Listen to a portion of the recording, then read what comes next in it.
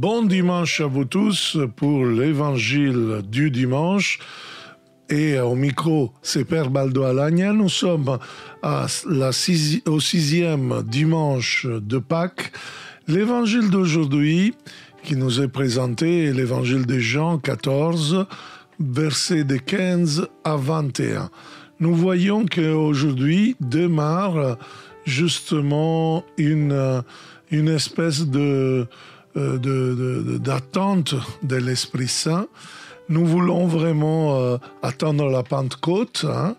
Et en effet, cette préparation à la Pentecôte, c'est vraiment comme si l'attention est déplacée du Christ au Saint-Esprit, c'est-à-dire du Christ ressuscité au don, au cadeau du ressuscité à la communauté chrétienne. Mais nous allons voir un peu notre texte qui est d'une beauté inouïe. Donc, dans l'évangile de Jean, chapitre 14, à partir du verset 15. Donc, si quelqu'un m'aime, gardera, si vous m'aimez, vous garderez mes commandements, commence à dire Jésus. Donc, on trouve pour la première fois de l'évangile Jésus qui demande l'amour pour lui-même. Avant, on ne le voit pas. Un amour pour soi-même qui se manifeste ensuite dans l'amour pour les autres. Jésus a rendu les disciples capables d'aimer avec le lavement des pieds et demande maintenant de l'amour. Il dit, si tu m'aimes, si vous m'aimez, vous observerez mes commandements en effet. Vous garderez mes commandements. Alors, en réalité, Jésus n'a pas laissé qu'un seul commandement. Ceci est mon commandement, il va dire. Un commandement nouveau dans le sens de la qualité, c'est-à-dire meilleur. C'est le commandement de l'amour. Aimez-vous les uns les autres comme je vous ai aimé. La traduction pratique de ce commandement dans les nombreuses situations où il est nécessaire de montrer cet amour du Père, ceci, pour Jésus, a la valeur de commandement. Alors, moi, je prierai le Père et il vous donnera notre... Alors, la version liturgique nous met « défenseur ». Et en effet, c'est un terme intraduisible dans les langues modernes. Il y a un sens de défenseur, il y a un sens d'avocat, il y a un sens de secouriste, on pourrait dire urgentiste, ou je ne sais pas. C'est-à-dire que la racine du mot grec consolateur, paraclet, qui peut se donner à défenseur, secouriste, peut être consolateur, parce que dans beaucoup de passages où nous trouvons, par exemple à Matthieu 5, heureux les affligés, ceux qui pleurent parce qu'ils seront consolés, la racine est la même des paraclets. Donc, si vous voulez, on se rend compte que le mot plus juste, c'est le laisser, paraclet, comme font certaines versions bibliques. C'est-à-dire celui qui fait le premier pas quand il y a vraiment besoin d'un secours d'une personne en défense, celui qui peut consoler, celui qui peut protéger, celui qui peut guérir. Donc, vous comprenez que le terme grec, c'est compliqué à le rendre. Parfois, peut entendre un nom du Saint-Esprit, mais moi, je préfère dire c'est plutôt sa fonction. La fonction du Saint-Esprit qui est au secours, qui est en défense, etc. Donc, l'Esprit du Seigneur, cet esprit qui est de la communauté de l'individu, donc cet esprit, en effet, voilà, c'est l'esprit de vérité, il va nous dire Jésus. Hein? C'est l'esprit de vérité. Qu'est-ce que ça veut dire? Ça veut dire que c'est l'esprit que, en effet, fait connaître la vérité sur Dieu et par rapport à notre relation avec lui. Donc, c'est comme si l'Esprit Saint est appelé à répondre à la question qui est Dieu. Et il va nous répondre Dieu est amour. C'est-à-dire Dieu se met généreusement au service des autres. Il est amour qui est toujours au service des autres. Donc l'Esprit de vérité dit aussi que lui que le monde ne peut recevoir. Pourquoi le monde ne peut pas le recevoir?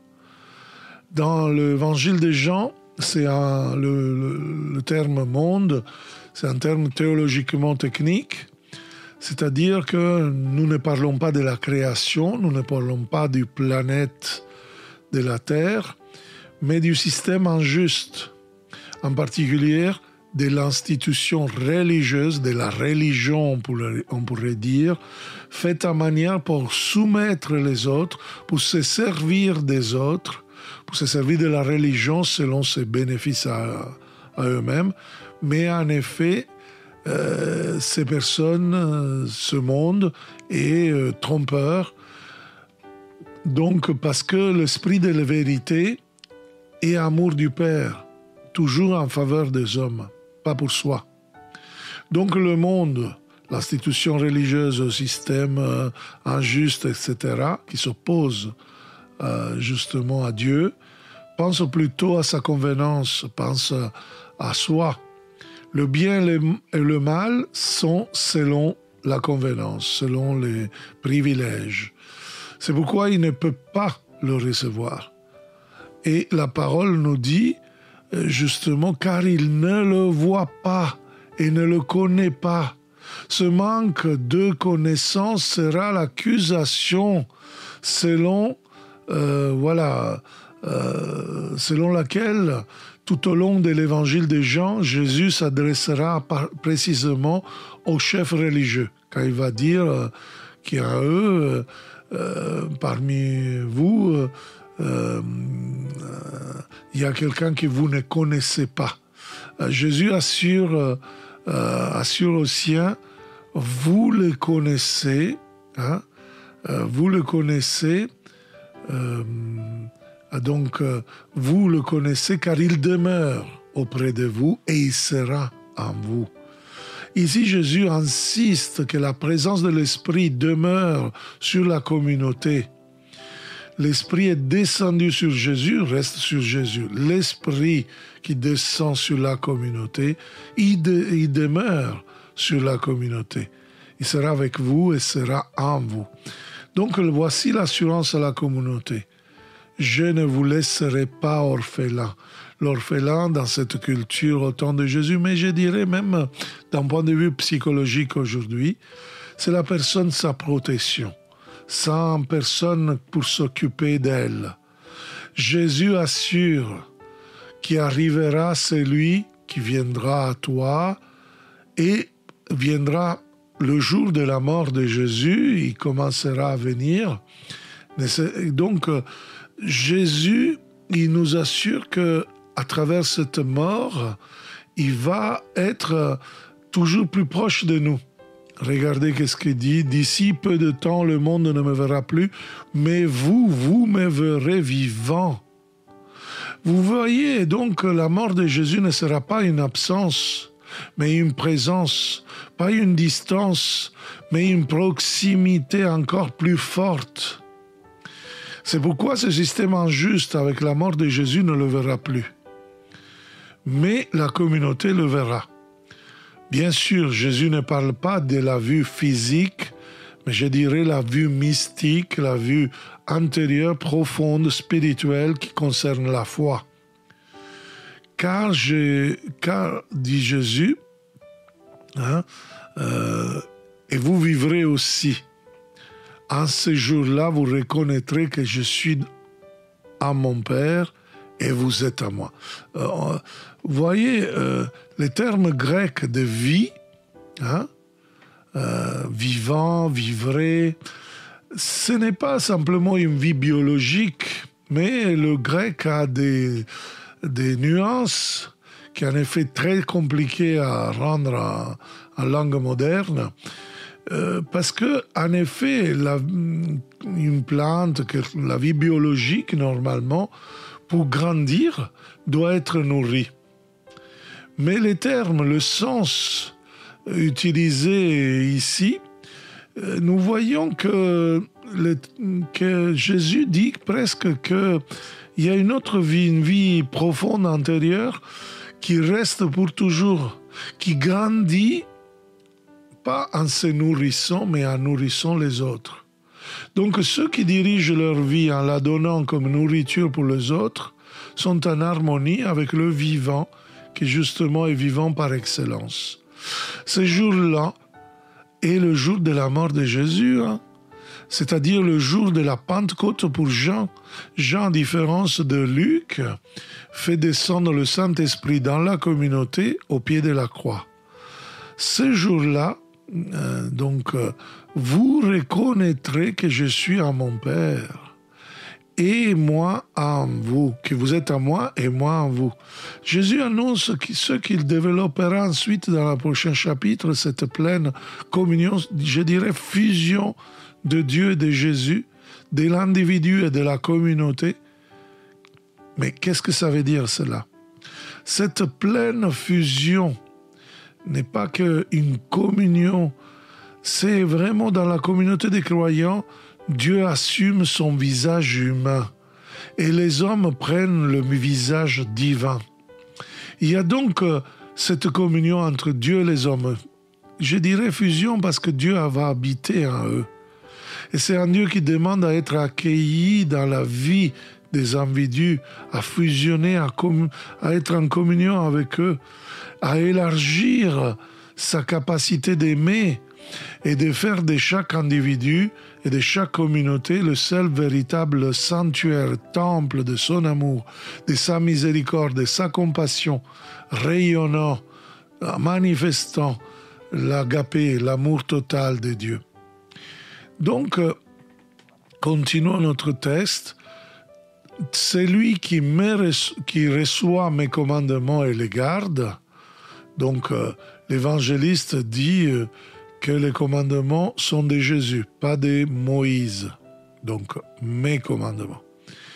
Et les garde. Donc, ce n'est pas littéralement, en effet, celui qui a mes commandements. Ne dit pas qui observe les commandements, même si c'est une conséquence. Mais c'est une nuance pour dire que les commandements de Jésus ne sont pas comme ceux de Moïse, qui sont une imposition de normes de l'extérieur à l'homme.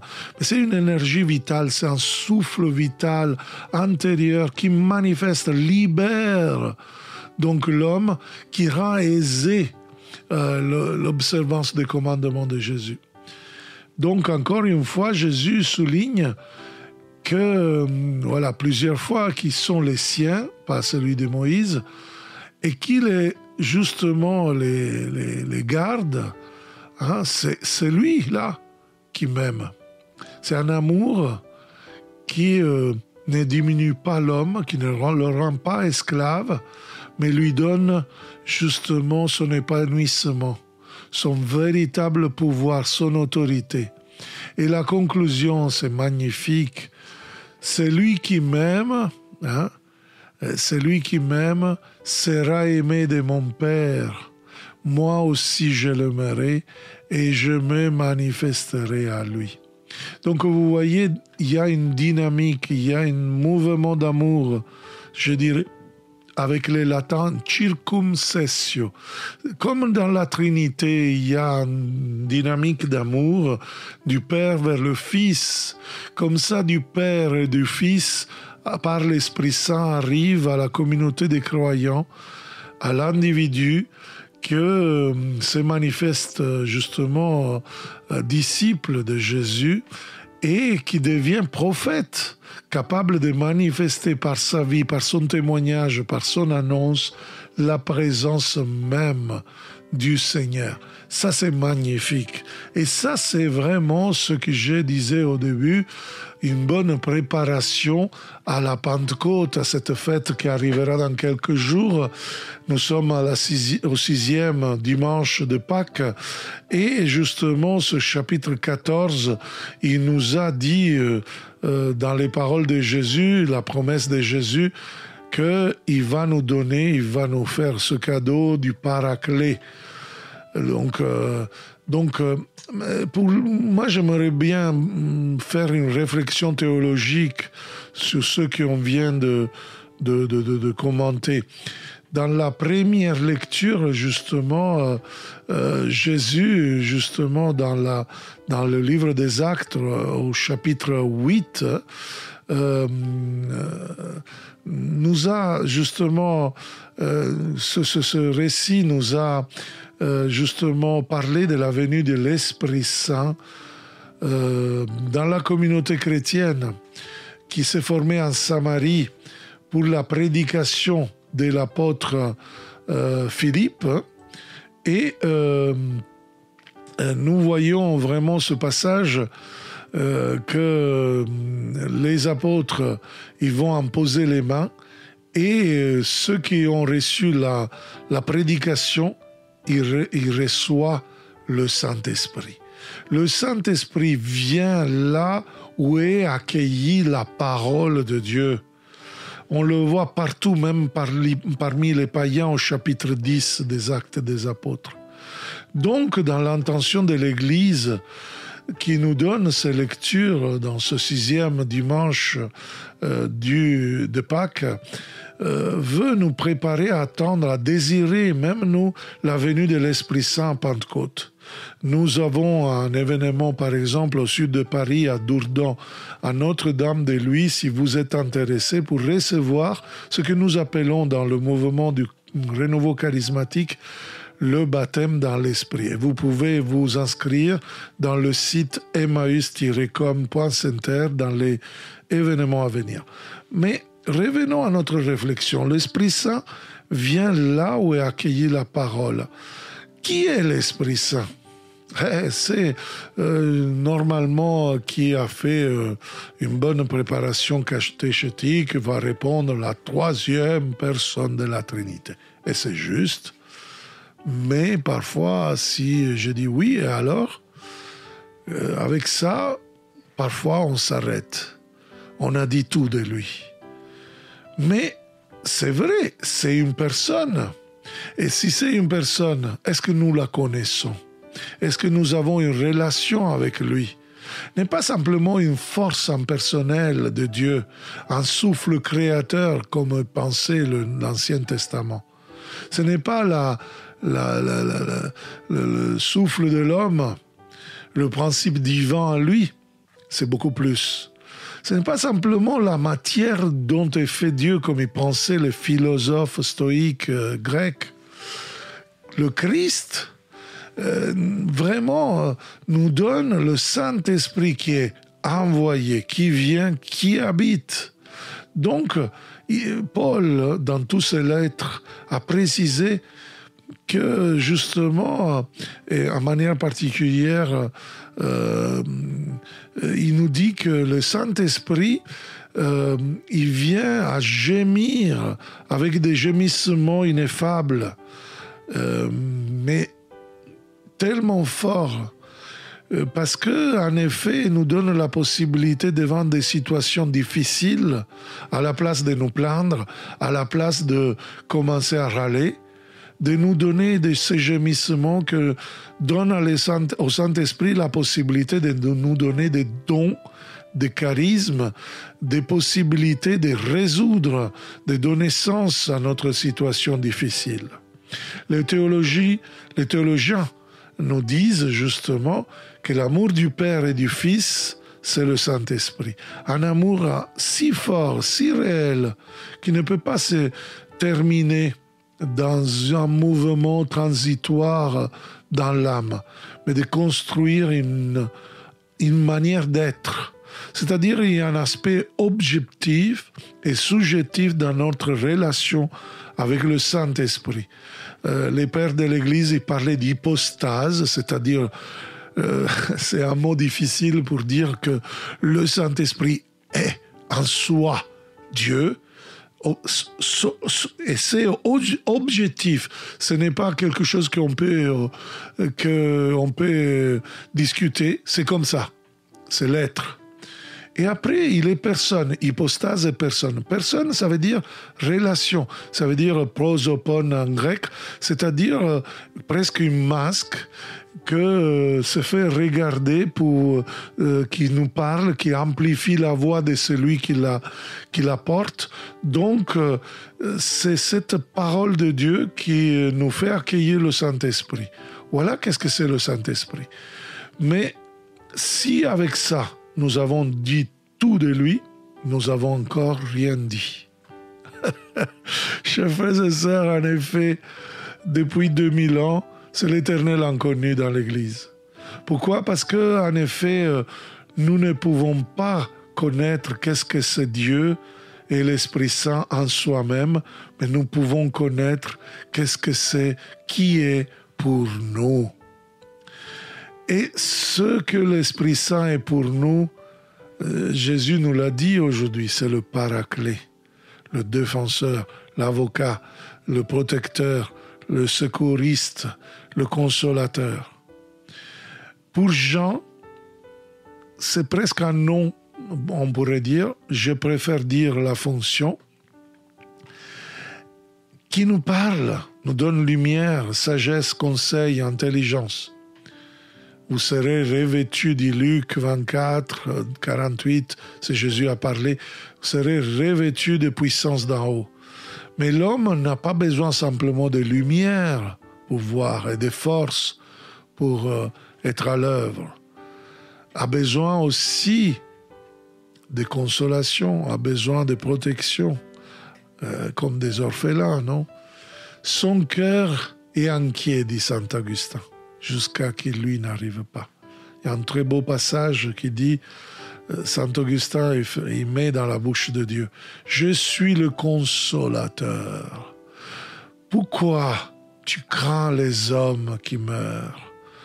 Tu avais toujours peur devant la fureur de l'adversaire, parce qu'il tentait de te détruire.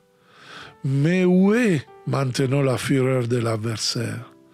Moi, je suis le Seigneur ton Dieu, tu es mon peuple. » Aux siens, à ses prophètes, Dieu dit, consolez mon peuple. C'est magnifique ce passage de saint Augustin, en citant le prophète Isaïe. Le Dieu de la Bible, en effet, est loin des dieux des païens, des gentils. En effet, les païens c'est représenté, par exemple, il y a une divinité étrusque dans le nord d'Italie qui est toujours triste, un peu en colère. Alors voilà, dans l'envie comme les divinités grecques ou romaines qui même ils se fâchent avec les hommes, etc. Saint Paul avait présent ces images de Dieu. C'est pour cela qu'il va nous écrire justement dans la deuxième lettre aux Corinthiens des Grecs, premier chapitre, verset 3, « Notre Dieu, le Père des miséricordes, Dieu de toute consolation. » Et consolation, c'est un terme laquelle racine a une partie du mot parakletos. Paraclet. Cette consolation de Dieu est incarnée une première fois en Jésus-Christ. C'est Jésus le premier paraclet qui passe en nous consolant, à nous donner toutes sortes de consolations devant les souffrances. Et c'est pour cela qu'en Matthieu 5,5, il nous dit « Heureux ceux qui sont affligés, ils seront consolés. » Venez à moi, en Matthieu 11, 28, « Venez à moi, vous tous qui vous êtes fatigués et opprimés, et je vous consolerai. Je vous donnerai le repos. » Le mot grec, c'est avec la racine de paraclet. Donc, avant de partir de ce monde, Jésus, il pria le Père pour que nous avons ce grand cadeau à notre défenseur, à notre consolateur, afin qu'il demeure avec nous pour toujours. Donc, le Saint-Esprit, il dit, la liturgie à Pentecôte, c'est le meilleur consolateur, on pourrait dire, le parfait consolateur plutôt. C'est celui, justement, que jusqu'à la parousie, sera avec nous pour nous consoler. Il demeurera avec nous, car il ne nous consolera pas du dehors, de loin, mais en restant, en demeurant, en nous parlant du dedans. Comme en douce hôte, dit le fameux hymne, douce hôte de l'âme. Il demeurera près de nous, dit Jean 14, et sera en vous, il a dit Jésus au verset 17. La consolation, la protection de Dieu, son amour par l'Esprit Saint, il s'est fait personne. Nous pouvons vraiment, dans l'Église, commencer à le recevoir, parce que l'Église est la première destinatrice ou destinateur. Bon. Et à la Pentecôte, nous disent les Actes des Apôtres, l'Église, regardez qu'est-ce que nous dit les Actes des Apôtres, chapitre 9, verset 31, je pense, oui. Donc, chapitre 9, 31, c'est ça. L'Église était en paix dans toute la Judée. La Galilée, la Samarie, elle se construisait, elle marchait dans la crainte du Seigneur. Alors, cette traduction, malheureusement liturgique, veut nous dire qu'il grandissait, pas se construisait, grandissait, c'est-à-dire s'épanouissait, et il marchait dans la crainte du Seigneur. Attention, réconforté par l'Esprit Saint. Le mot réconforté, c'est le mot du Paraclet. Vous voyez, c'est génial, c'est Acte 9, 31. Donc, le moment de nous demander alors, et nous maintenant, dans cette époque, qu'est-ce que nous faisons? Est-ce que nous nous préparons vraiment à cette Pentecôte nouvelle qui va venir, qui va nous réveiller, qui va nous faire grandir, qui va nous faire épanouir, qui va nous faire l'expérience comme des orphelins protégés par un paraclet, par un avocat, celui qui on invoque, c'est-à-dire on invoque pour faire l'expérience, où nous sommes peut-être arides, comme des fleurs de la steppe, du désert. Parfois, il y a des chrétiens qui ne sont pas contents. Parfois, il y a des chrétiens qui même manifestent une méchanceté. Pourquoi cela? Ils n'ont pas fait expérience du Saint-Esprit. La première raison, c'est parce que c'est justement, n'ont pas fait expérience du Paraclet. Paraclet indique, c'est-à-dire la défense, la consolation. Mais au passif, ça veut dire aussi celui qui est appelé en défense. Donc, donc avocat, advocatus, en latin, c'était un peu cette nuance. C'est-à-dire, c'est lui que nous cherchons, auquel demander consolation, défense, protection. Si nous ne demandons pas sa présence, nous ne faisons pas l'expérience de cette source de consolation, de protection. Donc, voilà pourquoi parfois nous cherchons de prix de deuxième catégorie, comme je les appelle.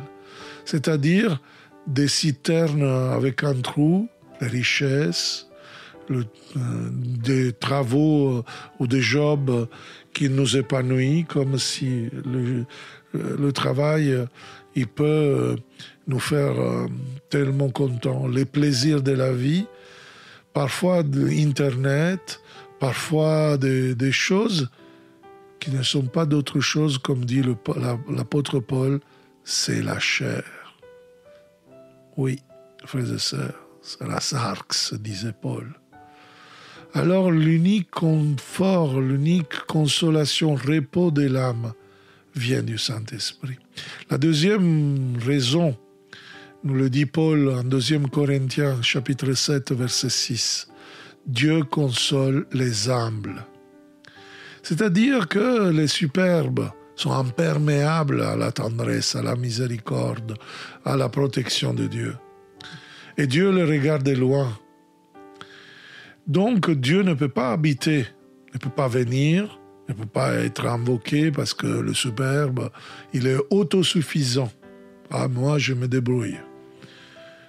Non, on a besoin d'invoquer le Saint-Esprit, on a besoin qu'il vienne, on a besoin d'écouter sa voix, donc qu'il habite, qu'il parle à nous, dedans nous. Donc vous voyez, mais quand il arrive, il y a une transformation. Il transforme chacun de nous des paraclés. C'est pour cela que Saint Paul il va nous dire quelque chose de fantastique. 2 Corinthiens 1, 4. Dieu nous console dans toute notre tribulation afin que nous puissions nous aussi consoler ceux qui se trouvent dans toutes sortes d'afflictions avec la consolation dans laquelle nous avons nous-mêmes été consolés par Dieu. Nous sommes des paraclés si nous faisons l'expérience du paraclet. Et ça, c'est un mystère eucharistique. Nous recevons l'Eucharistie pour devenir Eucharistie. Nous nous nourrissons de ce Saint-Esprit dans l'Eucharistie aussi pour pouvoir devenir de la nourriture pour les autres. Et donc, le grand passage de la prière eucharistique qui nous dit « À nous qui nous nourrissons du corps et sang du Christ, donne la plénitude du Saint-Esprit ». C'est vraiment le Saint-Esprit, don, cadeau du Christ ressuscité, qui nous fait rentrer dans la plénitude de sa consolation, de sa protection, de sa guérison, de toutes les possibilités de ce mot paraclet, justement pour nous faire devenir paraclet, consolation, guérison, présence, évangélisation des autres. Voilà le message d'aujourd'hui de ce beau évangile au 6e dimanche de Pâques. N'hésitez pas à le partager à ceux qui veulent justement écouter des commentaires ou vous pensez qu'ils ont besoin d'écouter ce podcast. Et je vous donne rendez-vous à dimanche prochain avec l'évangile du dimanche, avec Père Baldo Alagna. Bon dimanche à vous tous et ciao, à la prochaine.